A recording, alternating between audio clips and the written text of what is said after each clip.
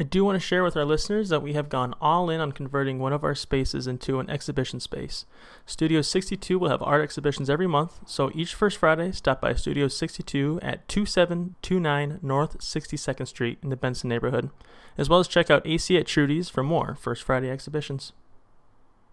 How have we not invested in a better bottle opener? Or just brought one from either home? I'm waiting for the arts and crafts bottle openers to come in. What, do you guys drink beer or something? Not anymore. Well, that's too bad. I'm drinking ciders now. Oh, yeah, I remember. Yeah, you tweeted about that on the Arts and Crafts podcast. I mean, Twitter. Yeah, so are you recording, John? Yeah, I've been recording the last 10 minutes. So I told Ben asked me earlier today if we should have a brewer on. That'd be dope.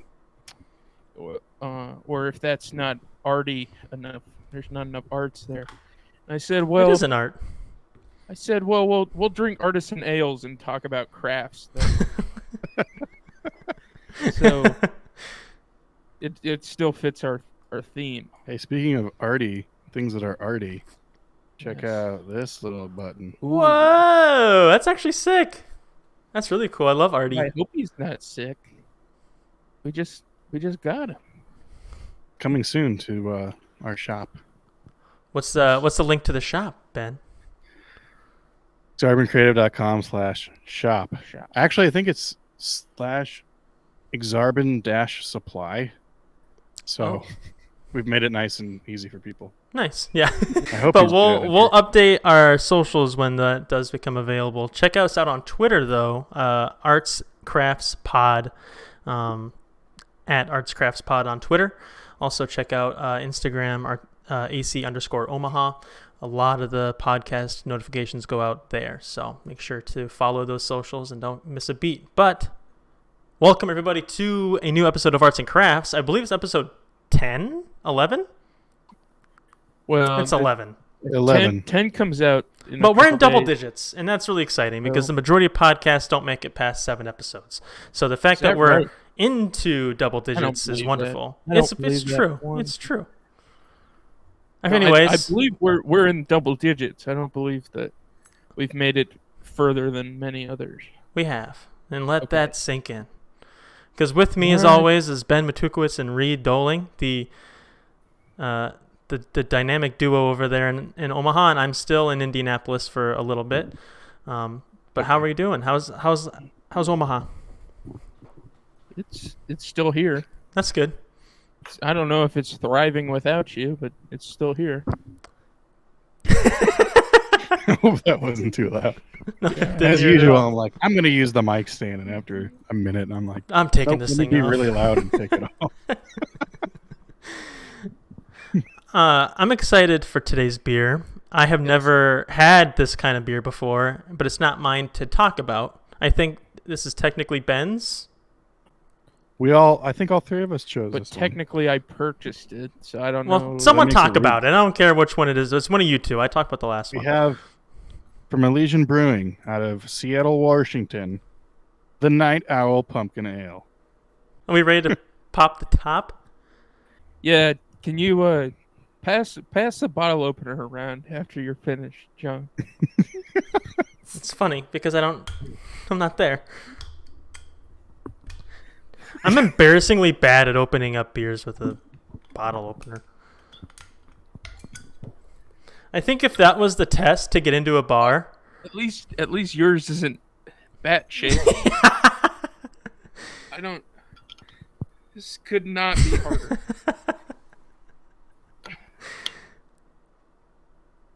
Do you want to switch? Yes. Is this on? Is this on? He says. Hey! How do you do that? Hey! I have bartended, Reed. Yes, but this is like the stupidest. I think if Don't knock my Batman bottle opener. It looks cool, everybody, but it does look hard cool. to use. Are we ready to take a sip? Yes, I'm ready to take a sip. Hey, Ben, guess what we can do? That's the whole thing. Yes. Oh, my. This is so good. I have never had a pumpkin ale before. How can that be?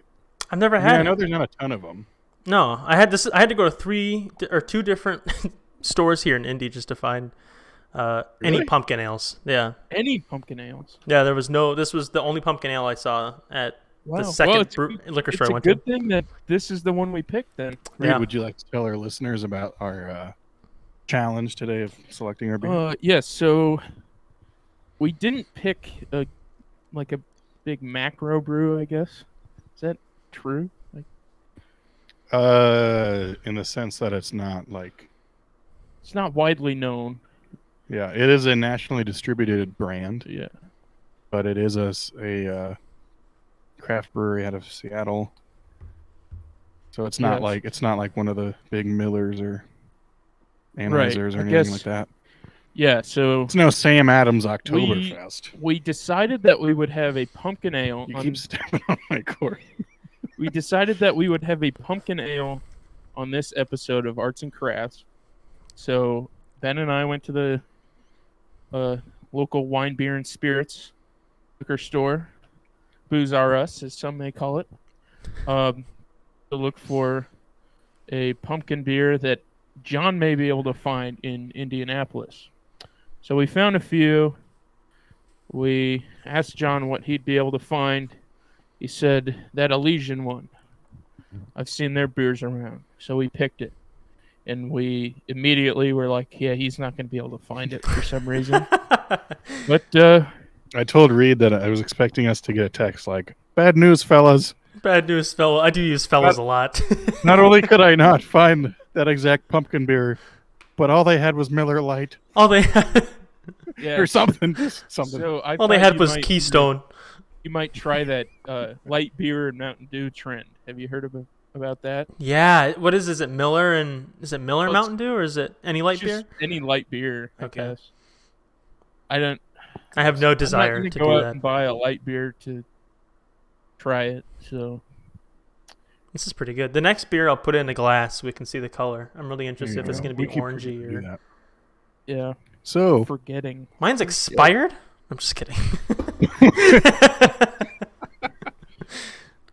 No, it's just nocturnal. It's an owl thing. It tastes like pumpkin bread. it does taste like That's the pumpkin bread a first thing lot. that I noticed Same. is it tastes like pumpkin bread. So you'd like to read the bottle, Ben? Sure, since I'm staring right Yeah. at it. All right, this is the Night Owl Pumpkin Ale from Elysian. Our original pumpkin ale, brewed with pumpkin, surprising, roasted and raw pumpkin seeds, and spiced in conditioning with nutmeg, clove, cinnamon, ginger, and allspice. It is a 6.7% ABV. Interesting. 0 IBU. So our original pumpkin ale, Night Owl, is brewed with over 7 pounds of pumpkin per barrel. Yeah, and I've got includes a- 7 I've got a- different malt varieties. It is a, I mean, I think, because I've had quite a few pumpkin beers, Same. and I think it is a little bit different flavor profile. Hmm. It definitely focuses more on the spiced thing, I think. Whereas some of them are just like, it's pumpkin. Yeah. It's like cinnamon. It's like a cinnamon pumpkin bread. Yeah. I think Oh, it's so that good. cinnamon spice And makes it everything nice. All right. Does everybody have their Untapped? I got mine Open. ready. All the listeners at home, you have your Untapped open? Even if you're driving, crack one open. I'm just kidding. We're going to get canceled, John. In the 4s at least with mine. Yeah. Oh, with your rating? Mm-hmm. I'm sitting at a No, not solid my 4. 4 for me, right? Just a solid. I'm giving it the same, a 4. Nah, maybe a 4.25. 4.25. I think I'm going 4-5. 4.25. I don't blame you, but I'm gonna give it I had a pumpkin ale from Vis Major Mm-hmm. a few weeks ago. It's the best pumpkin ale I've had Really? ever. And another one I had this fall was the Dogfish Head Pumpkin Ale. Yeah, I've had that one. Is that one good? Which is, it's fine. It's it is very light on the actual pumpkin flavor. It's more of a spiced. More spiced ale than. Yeah, so like you get those fall spices, but Yeah. there isn't as much of the pumpkin flavor. So it's not as smooth. And like some people will say, when they drink a beer, they want it to taste like beer. And it's like, Yeah. yes, I don't blame you, but when I buy a pumpkin beer, I want it to taste like pumpkin beer. Have you had the Wick for Brains from Nebraska Brewing Company? I may have. I'll look up on Untapped. I forgot about Nebraska Brewing Company. I had that so much when I first turned like 21. That was like the first few beers I had, like that Cardinal Pale Ale we had a couple episodes ago. One of the first episodes, I think. And I just haven't really gone back to them since probably 2019. Pre-pandemic, I haven't had for no particular reason. That's just how it's worked out. So last year, I had a really, really good pumpkin beer from Lucky Bucket called Big Pimpkin. Pimpkin. Kind of like big pimpin', you know, Big Pimpkin. I rated it a 5 out of 5 though. Jeez. And I remember it just being amazing. And I wanted to get it again, but I didn't want to go all the way out there to find it. And so I went That's on around. Papillion, right? Yeah. Don't they have So instead of going back to the location, I drove around Omaha and went to every Hy-Vee to see if maybe they had it in package, but they don't. I don't think they distribute it. Yeah. So I gave the Wafer Jack from Beast Major a 4.5. And I told my friend Nick, I was there with, this is the best pumpkin beer I've ever had, and I don't think there was any doubt in my mind that was the case. John, is this the best pumpkin beer you've ever had? It is, by a long shot, honestly. Are you going to have more? Yeah, this inspired me to try. I want to try that Dogfish Head. I feel like I can find that one around here. What were the other? I mean, we don't have. There's the Wasatch. Yeah. Pumpkin ale, and then there's the Great Divide. Something was another option we looked at. Apparently, Indianapolis is one of the top beer cities in the country, which was surprising, but now it's not surprising because there's literally 3 or 4 breweries in a mile of me, and so it's like, I thought that was just special to this location, but apparently it's all over the place in Indy. So I think there's a couple places that'll have a pumpkin ale I'll have to try, and maybe we'll tweet about it at the Arts and Crafts Pod. We can keep our listeners informed even when we're not podcasting. Yeah, we could do they want to hear from us. Yeah, a remote craft review. Exactly. That's something away from Omaha. So, the other funny thing is that since we're spread out now and Ross isn't here, Reed and I each get 3 beers and you get 6. Yeah. Yeah. It's going to be a good night. It'll be a good night, guys. Perfect. Which reminds me of our topic, some damn good questions. Yes, so the one I have planned, and I'd like each of you, or yes, all 3 of us, to discuss some memorable experiences we've had with specific pieces of art, and that can be like any genre or medium. Yeah. So, and I this kind of goes with, does art need to have meaning to be like art, in quotes? Can I pose a challenge? We each need to name one. We have to each name 2 things. One that is like more of like a traditional, like fine art type of thing. Okay. And one that is like a song or a movie or something like that. All right. You know what I mean? Yeah, that sounds good. Would you like to kick us off? No, I would not. I can start with the song. I know that one for sure because I had thought about this since you texted us this question earlier this week, Reed. I think it was Reed. Did Ben propose a question initially? It was Reed. Okay. Anywho, so my answer to this question, the song side of it, are 2 songs off of Another Language from This Will Destroy You, from a 2014 album they have. It's called Dustism and War Prayer. It's probably the two songs that really gave me like goosebumps the first time I heard them. This was probably my senior year of high school. I found out about this band.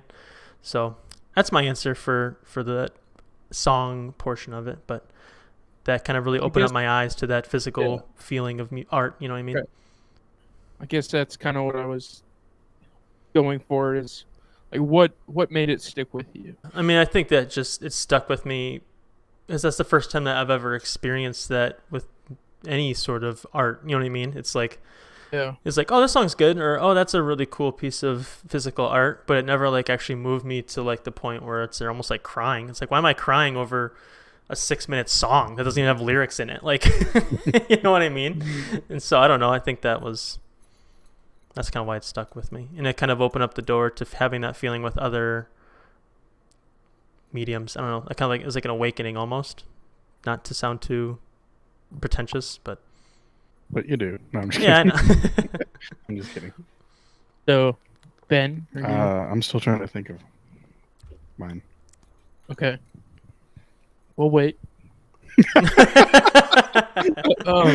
No, for me, I think if I'm gonna go with the unconventional artwork first, I think I'll start with a movie, and I think either Jordan Peele's Get Out or Us. Both of them were bangers. They're really the only horror films or anything close to the horror genre that I've seen. And they were first movies that I saw that I thought, okay, movies can really have a lot of meaning behind them. Like, it's not just the story, and it's not just for entertainment. Like, there's something else that can be said in written work, or visual work outside of just take it as it is. And I don't know if I have to go deeper into that. For if you've seen the film, I'd admit anyone out there who's listening who's seen the film, I'm sure you're aware of the context and everything. And then I think some music that has been very memorable or has caused me to like continue to pursue certain genres is probably like Hippocampus or Coast Modern. I was listening to like early in my college years. That kind of just influenced the playlist that I put together like from then until now. Yeah. So I don't know if it like sparked something specific in me, or like there's a specific memory that goes along with it, but I think the art we consume about it. The art we consume in those years is really, really lays the foundation for what you feel and what moves you in the future.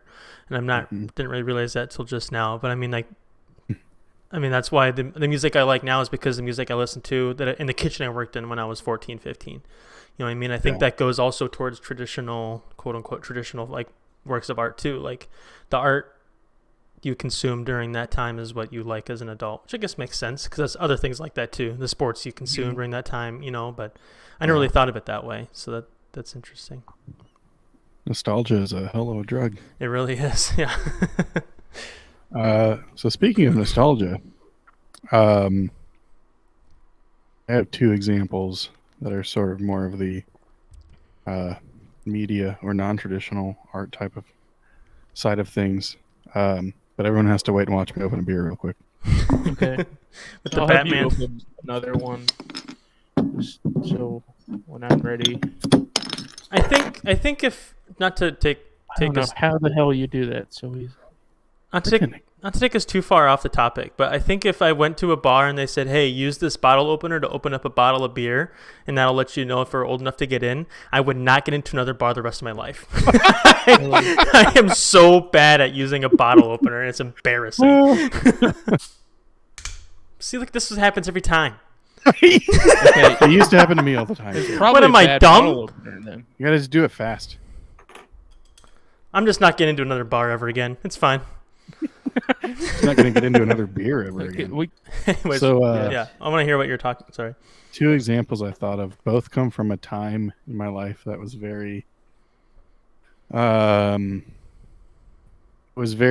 like interesting, and there was kind of a lack of identity at that time. I wasn't really sure like who I was or what I was supposed to be doing. It was also an era of creativity and exploration and trying to really figure out like what that I want to create, because I'd already kind of figured out how to do it. And so these 2 things really kind of shaped just the way I thought about, in this case, basically storytelling or sharing a message. One of those things is the movie La La Land, which I actually just reread the other day, the review I'd written about it like 5 years ago. Because I had absolutely no interest in seeing that movie when it came out. I don't really like musicals or movies that are musicals, and I had no interest in seeing it. I didn't really care about it at all, and a lot of people were saying that I should see it and I'd probably like it, and I was kind of feeling like, I don't think you know me very well because I don't enjoy that kind of stuff. And then I went to the movie theater one night and tried to go see a very popular movie. I can't remember what it was. I think it was actually one of the Jordan Peele movies. Well, this was like December 2016, I want to say. And I went, maybe 17, and I went to see some movie and it was sold out. And so I said, whatever, it's snowing and I've already come all the way out here. I'll just see La La Land. And I ended up loving it. And it That's made me cool. cry a lot, and That's it made awesome. me feel a lot of things.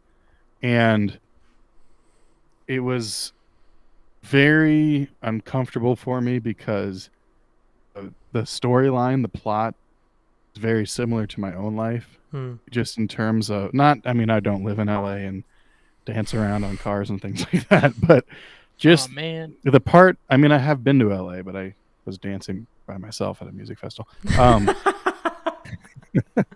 But the concept of being a creative person who really just wants to follow their passion, but isn't quite able to do so because it's maybe not financially feasible, or it's hard to put yourself out there, or maybe people don't seem to know what your product is, or maybe not even quite want it.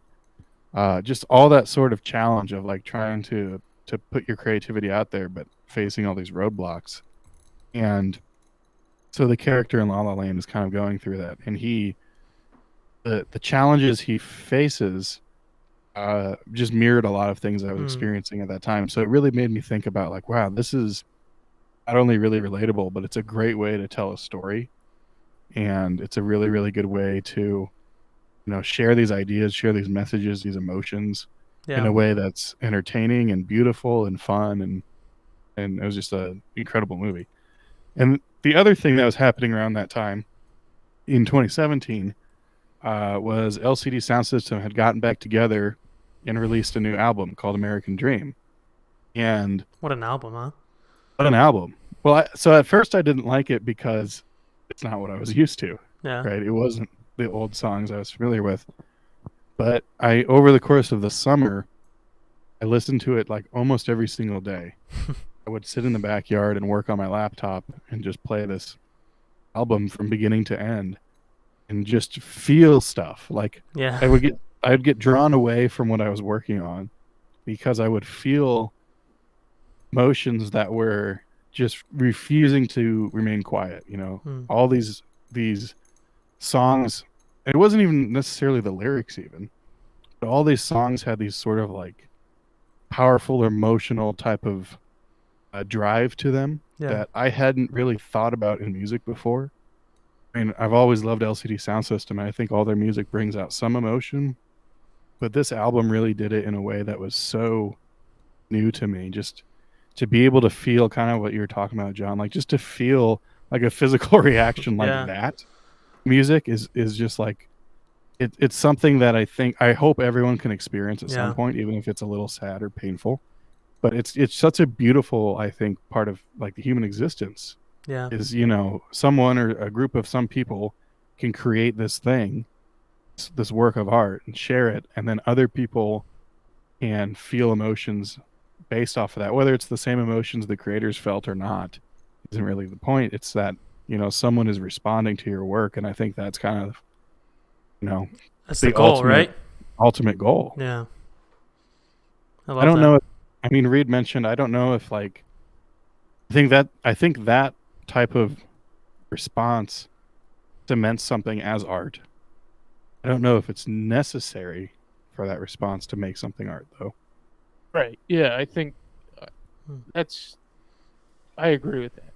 And I think I've struggled to recognize that. Like, for some reason, I have this need to define everything as an art or a craft. As an art or a as craft? an art or a craft. An art or an craft. Right. Yeah. Like I can't just let it be, Asperger's. But yeah, I don't know. Yeah. So how about fine art? Should we snake this? Do you want to? I have to talk.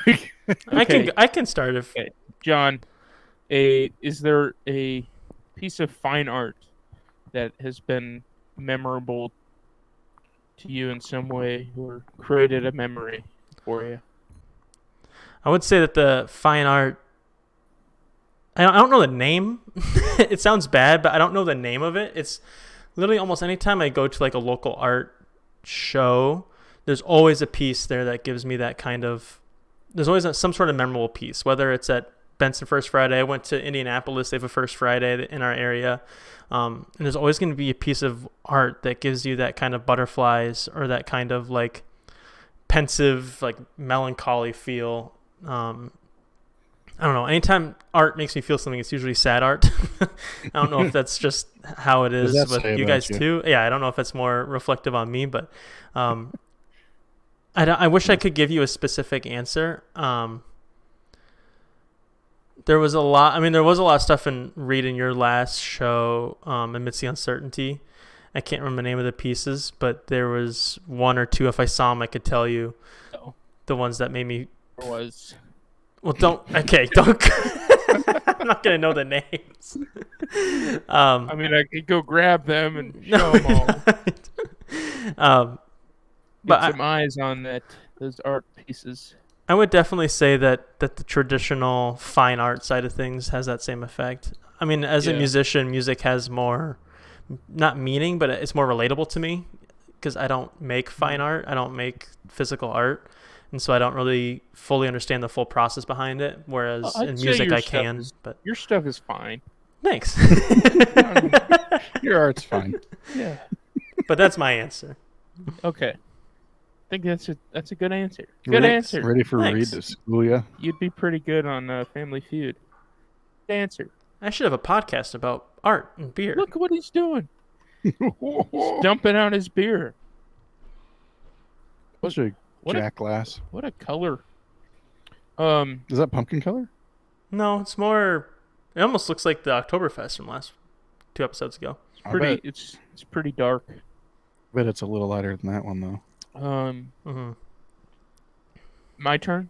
Yeah, go for it. So I think it's on my mind because it's probably the most recent stuff that I've seen aside from my own work, or I guess like most recent stuff in a museum, in a fine art setting. And that's at the Museum of Contemporary Art in Chicago. Nick Cave's Forevermore exhibit. It's very inspiring. And I think anytime I'm inspired by a piece, it's immediately like, okay, that's at the top of my list. Yeah. And it's not necessarily like I need to copy it or my stuff needs to look like that. But just like the use of materials, the wide variety of subjects, just all sorts of stuff has like inspired, like kind of kickstarted me to uh going on more of what I was doing at the time. So this was back in June, Mm-hmm. and I knew that I had a show in September. I knew what I wanted to make. Like I knew that I wanted the title to be Amid Sea Uncertainty, and I knew the kind of themes that I wanted to portray. I didn't know exactly what they looked like. And I don't think it was until like the month before that I really kind of that came together. But yeah, it's just I think, like I said, anytime that I see something and I'm like, that's inspiring, I'll remember it. So Mm-hmm. some That's good. specifics are like Nick Cave sound suits, or his spinner forest, which we can send a picture out some other time. Just completely immersive and like something Ben and I have talked about at length, um, but not to death. Not at width. Yeah, right. Or height. So there's other things that go into the volume that we should talk about it sometime. But just like how art can be immersive, and that's kind of what we would like to help curate is Yeah. some more immersive exhibitions, as opposed to something that's just like hanging on a wall. Like not that that is less than or anything, but we really want to focus on how art can be more than just a visual. Yeah. Uh, And I think you achieved that with Missy Uncertainty, Reed. Like, I mean, everyone that walked in, I mean, said the exact same thing. They loved the way you displayed the art, and it really was immersive. And it was that takes you on a journey, even just going through almost like. I won't get too caught up on it, but I think it's interesting. They like how I displayed it. They didn't say much specific about the art itself. It was displayed well. I wouldn't read too much into that. That's a good start, though. Yeah. I mean, I guess like I was pretty proud of that though. Like, Yeah. That's part of the because it was different than just let's tack some things on some drywall and see what people like. Shine some lights. Right.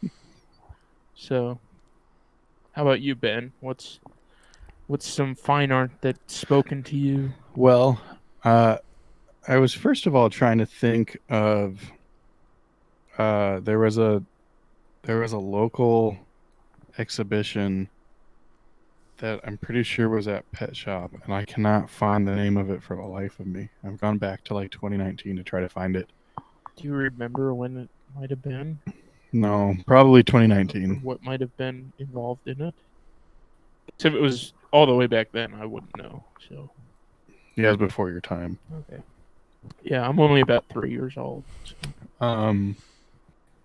Yeah, I can't think of who it was or anything. But there's also, I mean, I still remember even just my first Friday. Yeah. Going to all these little galleries and openings, and I don't think I mean, I know I'd never had an opportunity to experience art that way before. I think a lot of people probably have the same or a similar background with art, which is kind of like, you know, maybe you've gone to an art museum in your hometown, or maybe went to the Jocelyn on a field trip. Exactly, gone to the Jocelyn, and or you know, maybe seen something at like I saw some of the student art exhibits at UNO when I was in college, but that's kind of it. Like the really sort of formal art viewing opportunities is all I'd had before. And so to be in this environment where you can kind of be directly there with the artist who has not only created this work, but has quite possibly put the art on the wall themselves, and literally, is standing there serving the beer themselves, maybe, just depending on the place. And so it was such a great opportunity when I started going to Benson First Friday events to just really be there in that moment without sort of any extra, you're not likely paying an admission fee, right? There's not a time limit. You might not be there with your grandma, to see a specific exhibit. You're not going to Olive Garden afterwards. Like you made the decision to go see art, and it's just going to mean so much more when you're actively making the decision to support local art, and you get to just experience it, and you get to be there and be in the moment. Yeah, there's no expectation. There's no real desired outcome other than to just be there and experience the art. Yeah. And so a lot of what I saw locally here in Benson from, the beginning of 2019 through now is just always it's always inspiring in different ways. And it certainly means something different to me now, having done this for so long now and been in the administration side. But even just to sort of step back and realize, like, hey, once a month, everybody in this community is kind of coming together to appreciate work that someone's done or multiple people have done. It really makes me feel something. Even just the concept of that makes me feel something. That being said, there is a specific exhibition that I think really inspired the trajectory of my my sort of creative aesthetic in a way. I think, when you're creating, we've talked before about how you're often likely to mimic something you like or something you've seen, and to try to make that your own is sort of the challenge of it, right? The fun part. Yeah. And when we were at the Walker in Minneapolis, one of the times we went there, they had Designs for Different Futures was like the featured exhibit. And that exhibition changed pretty much the entire way my brain works, because I guess the summary of that exhibition, and Reed can add to this too, is it was basically artworks that were either created or curated to kind of focus on different ways of doing things in the future. And they had sort of different themes that would address specific things, whether it was like, climate change or like almost an futuristic science museum. Mm-hmm. Like it's prospective future, not like it was all conceptual art. Mm-hmm. So it's not like, hey, look at this Renaissance painting. We're going back to this in a future, like it was, hey, here's how food will be collected maybe in a few years, or here's what life will be like on the moon because we'll run out of space here on Earth. Bird bone moon dome. Yeah, there's a moon dome made out of bird bones. And like, look at all this energy that's been used, and how might we not necessarily replicate that, but how might we take that information into account, make some adjustments for future settings. Designs for Different Futures. Do we have 3 of those? Like I think so. As a group, we all have one. You have one, Ross has one, and we have one here at the studio. This is exactly the thing I was about to talk about too. There was a thing about these tennis shoes.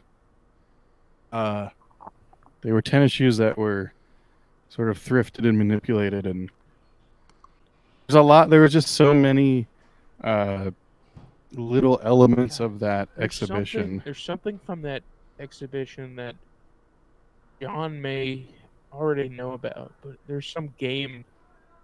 Yeah, so like there was some video or animation where there's like this squirrel that was tumbling or something. Is by some game developer that game was part of this exhibition. I forget what it was called, but it came up in a class I was in last fall, some time ago. Yeah. So John, you might know about that. Yeah, I know about squirrels falling down hills. Tumbling squirrels. Yeah. So It was nuts. I forget what it was called, but when I only brought play it up in Minesweeper class, now anyway, everyone so. looked at me like, "What the hell are you talking about?" Like, I'm talking about what we're talking about in class. Yeah. So it's all right. Were you finished then? No, I've got another hour. Just kidding. Well, I guess really the moral of the story was that exhibition and the works in that exhibition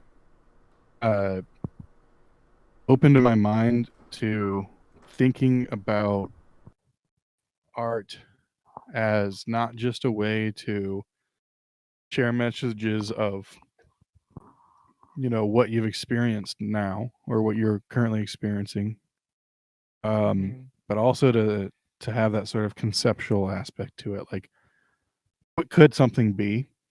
And I mean, if you think about it, if let's say you're making a painting, an abstract painting, I mean, you're creating something out of your mind thinking like, oh, what could this thing be? Yeah. But you might already have a visual of it in your head, or you might have something you're going for. But, really all art is trying to create something out of this sort of like future existence of whatever the piece might be, to take that and then like double it and think not only is it something that hasn't been created yet, but it's a concept of something that hasn't even existed yet. And it was a little it was almost a little too like mind opening for me. Almost like too too many layers, but it really fits in with that theme that I'd be surprised if I was the first one to think of this, but like creation is reaction and vice versa. And not just in the like the elements of thought, but like they literally take up the same letters to create the words. It's just a different spelling,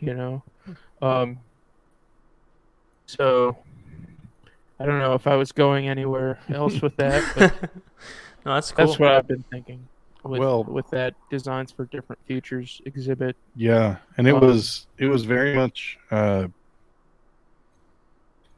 time at which we saw it coincided with a time in history which was a lot about sort of reacting to what's going on. That was and like trying 2 to, years ago, right? Yeah. Exactly. Yeah. And yeah, October of 2020. And trying to like, I think that as creatives, you almost have sort of a creative calling, if you will. Yes. To Shout out to Chase Jarvis there. To react to what you're experiencing and create based off of that. I don't think it has to be that, it can certainly be driven by other influences, but I think some of the more authentic stuff that people create is definitely driven by the experience having and then the reaction to that experience. And so, with this exhibit, it was very interesting that, again, one of the easy examples is like climate change. Yeah. What can we do to combat that or to exist in spite of that? Yeah. Then to see that created in different art forms, whether they were originally intended as art or not, was very mind-opening and very inspiring, and kind of, it gave me, I guess, hope is the word I'll use in a weird way. Not so much hope for like, oh, we'll survive as a human race, but more like hope in that we're talented, creative individuals who can keep creating and trying to fix stuff and trying to figure something out and keep moving forward. And it made me think a lot about progress, and it inspired me to change the slogan of Exarban Creative to Creating a Different Future. Wow. That's awesome. Yeah. Next. I don't want to follow that up. I have not. That's really cool. I do. I guess Mic drop. Go for it. We must keep going. Something that came to mind while you were Well, I was rambling. No. but discussing like a museum setting. It's just like how much information you can collect at a museum. Like not necessarily that it all comes from the placard of whatever piece you're looking at, but like something that I've realized as a visual artist myself is I go to a museum just to see the variety of scales that artists work in. You know, like Yeah. I work at typically a smaller scale. Like I don't do murals or large canvas works, but like a lot of what you see at museums or commercial galleries tends to be pretty large scale. Um, or if it's not, then it's like impactful with its smaller size. So I guess that's just something that came to mind. Like certain things have stuck with me because they're like it's small, but it's sitting in a gallery or a museum. Now we're all distracted by Ben. Sorry. Ben and his Benjamin. microphone stand. I'm hands free. So, So what's your No, question? I think it's a really. I like that. I didn't have a question there. Oh. Go ahead, John. I was just saying that I like the. I like Artie. For audio listeners, that might be really confusing. But Ben just held up a button of of the arts and crafts mascot Artie to the camera. But I really do like that. What you were saying about the different sizes and what that can do for the art, and I was thinking how that translates to music, and it's like there's 1.5-minute songs that you wish were 8 minutes, and there's 8-minute songs that could definitely be 45 seconds. You know what I mean? It's like Well, yeah, it's also just like the medium within visual art is so different. It's, like texture, like there's so much juxtaposition in texture, and there's so much juxtaposition in music in general that you may think that you've seen or heard it all. There's no way that you have. Yeah. Even though there's like a finite number of notes, and theoretically every chord progression's already been written, but every new song sounds unique, and I think that Let's add a new octave then. That's good. Yeah. The AC octave. I'll present a theory for you, John, and I want to hear what you think. Okay. Shoot. So, with fine art or traditional art, paintings and framed photos and things of this nature, your experience going to the museum or the art gallery is the equivalent of getting to hear music live at a performance. Oh. Because in both situations, the artist has created something that they want to share. They have a variety of options as to how to share it. More so with music, obviously. Yeah. But you know, especially let's even use Reed as an example. If Reed wants to share his art, there are ways he can do that digitally. Yeah. He has art shared on our website, exarbancreative.com/art. You could check out some of Reed's projects. You could go to his Instagram at rcdoling, see his art.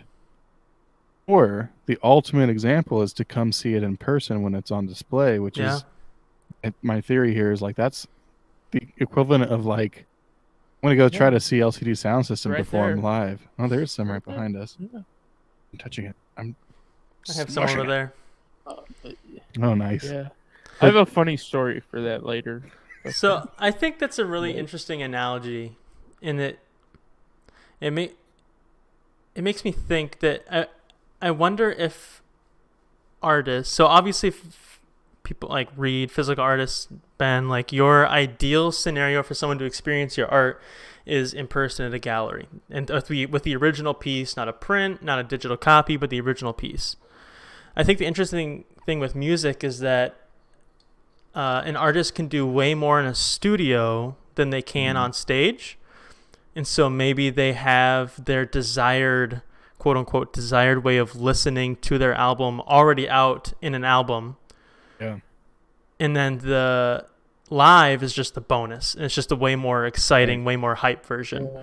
But Well, this could be a whole episode in its own. It's just pretty much, especially like yourself as a digital producer. Yeah. You're able to fine tune quite literally. Yeah.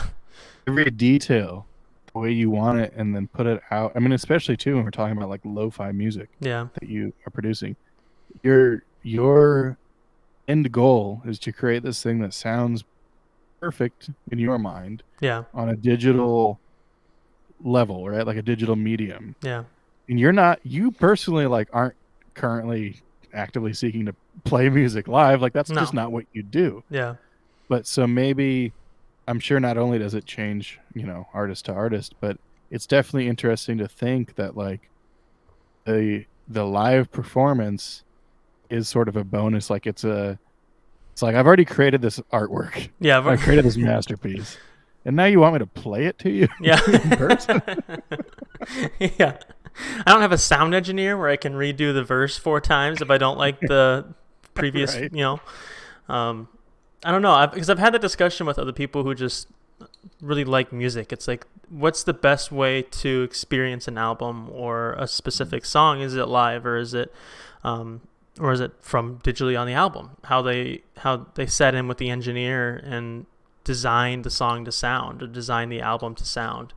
And a lot of artists won't play through an album top to bottom. They're going to have a set piece of their hits, their different things like that. And so like when it comes to an album, there's no better way to experience an album than just straight up top to bottom on Spotify or on a vinyl. There's so many different mediums for it. Like it's not real music. there's a lot of options for experiencing this medium. And Who told you that?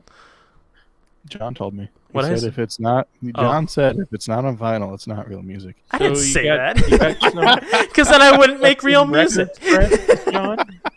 You're going to press some records for us? I wish. I would love to have a Cheetah record out. That'd be so fun.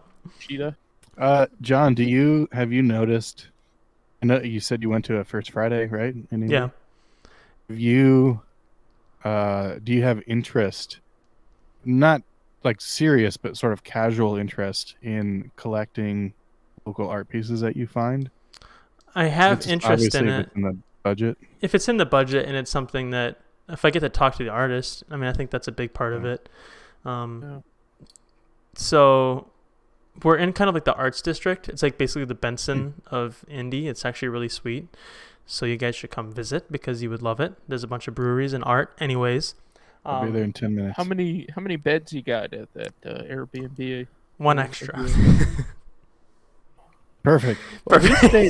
We stayed in Pinky will sleep there. We stayed in a room with one bed in Minneapolis. I just slept on the floor. But, anyways, the first Friday here was pretty awesome. And there was a lot of really cool art, and I kind of wanted to buy one of the pieces, but it was really busy and it was just a lot louder. There's like a really big, that party that happens not in 62, but 62 adjacent almost every first Friday. There's always something. Yeah. It was like that, kind of like in the main area. So it's just kind of like people coming in and out, and it's like, am I allowed to stand here and look at the art, or is this like, am I in the way? It was just kind of weird. But there's a lot of studios, and it was really cool. It was all in one building, and it was awesome. But yeah, I don't know.